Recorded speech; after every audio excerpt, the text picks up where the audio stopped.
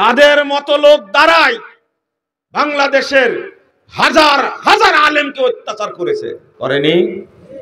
এই বেকুব, আমিও ডিবি অফিসে ছিলাম, 5 দিন রিমান্ডে ছিলাম। আমি চিনি, আমি জানি কি করা হয় আলেমদের সাথে।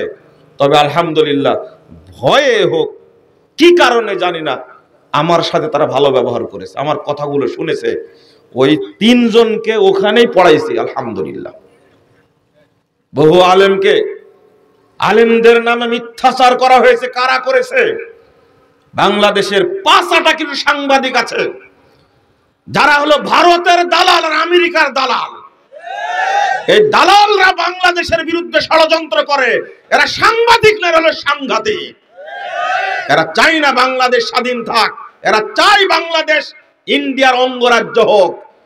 তোমার এই দেশ পছন্দ হয় না, তুমি ভারতে চলে যাও, দালালি করো, মোদি এই কসাইয়ের দালালি করো, তুই বাংলাদেশে থাকার অধিকার রাখো না। মনে রেখো, তুমি আলেমদের বিরুদ্ধে মিথ্যাচার করো কেন? কারণ বাংলাদেশে ধর্ষক নাই, ল্যাংটা মহিলা নাই। একজন মহিলার কতজন ধর্ষক, এই মহিলার বিচার বাংলাদেশে হয় না, কিন্তু আলেমের বিচার হয় বাংলাদেশে। চিনি না কাদের কারণে হয়। এই প্রশাসনে তুমি চাকরি করো, আলেমদের বদনাম করেছো, আলেমদের জেল খাটাইছো, আলেমদের ফাঁসির কাজটা ঝুলাইছো তুমি। তোমার বিচার দুনিয়াতেও হবে, পরকালেও হবে ইনশাআল্লাহ, হবে ইনশাআল্লাহ। তুমি জানতে পারছো না? এখন ইঁদুরের গর্ত পাচ্ছ না, তাই না? ইঁদুরের গর্ত পাওয়া যাচ্ছে না এখন। এরা সবাই বলে নাকি শিক্ষিত। এরা কি শিক্ষিত? ইমাম আহমদ বিন হাম্বল রাহিমাহুল্লাহ বলে গেছেন, লুহুমুল উলামায়ে মাসমুমা মান শান্নাহা মারিদা ওয়া মান আকালাহা মাতা। আলেমদের গোশত হলো বিষক্রিয়ার মতো। যে আলেমদের সম্মান নিয়ে সিনিমিনি খেলবে, আলেমদের গোশত শুকবে, সে ব্যক্তি একবারে চির রোগে আক্রান্ত হবে। আর আলেমদের গোশত খাবে, যে গায়ে হাত তুলবে, এ নিঃসন্দেহে মৃত্যুবরণ করবে, বাঁচতে পারবে না।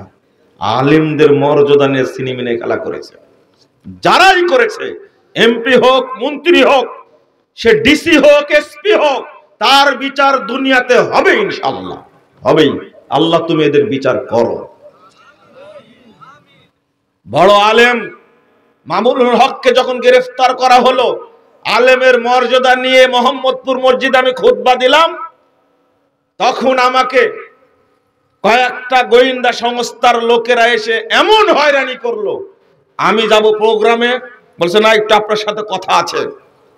কাকে আপনি আলেম বলছেন? আমি আলেমের মর্যাদার উপরে বক্তব্য দিয়েছি। কাজী ইব্রাহিম সাহেবকে গ্রেফতার করা হয়েছিল না? আলেম মানুষ, তিনি যে মাযহাবেরই হোক, যে মতেরই হোক না কেন, আলেম না? তুমি আলেমকে গ্রেফতার করবে কেন? সে কত হাজার কোটি টাকা চুরি করেছে। সে কি সন্ত্রাসী? সে কি ধর্ষক? তুমি তাকে গ্রেফতার করলে কেন? আমি তার বিরুদ্ধে বলবো না? এই গ্রেফতারের বিরুদ্ধে বলবো না? আমি বলেছিলাম কি অত্যাচার।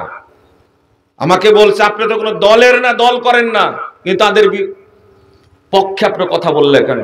বলছে দল মত সেটা দেখিনি, আলেমদের উপরে অত্যাচার হচ্ছে, তাই আমি আলেমদের মর্যাদার উপরে বক্তব্য দিয়েছি।